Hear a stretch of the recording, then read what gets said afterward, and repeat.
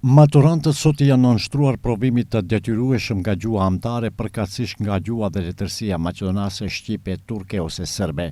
Kandidatët për maturën shtetërore profesionale dhe maturën shtetërore artistike do të testohen nesër më 12 qershor.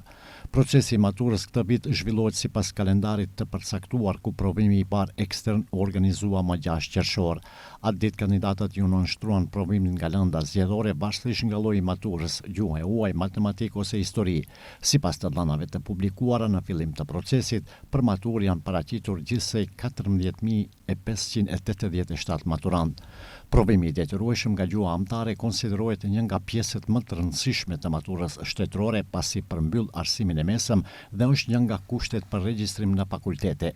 Për shumë nxënës, ky është testi i fundit i madh formal para fillimit të studimeve të larta, ndërsa për shkollat paraqet një sfidë organizative në periudhën kur mësimi i rregullt tashmë ka përfunduar. Viti shkollor 2025-2026 përfundoi më 10 qershor. Me këtë, për nxënësit e shkollave fillore dhe të mesme ka nisur pushimi veror, i cili do zgjas deri më 31 gusht. Sipas kalendarit arsimor, viti shkollor kishte filluar më 1 shtator 2025 dhe përfundoi më 10 qershor 2026, ndërsa pushimi veror zgjat nga 11 qershori deri më 31 gusht.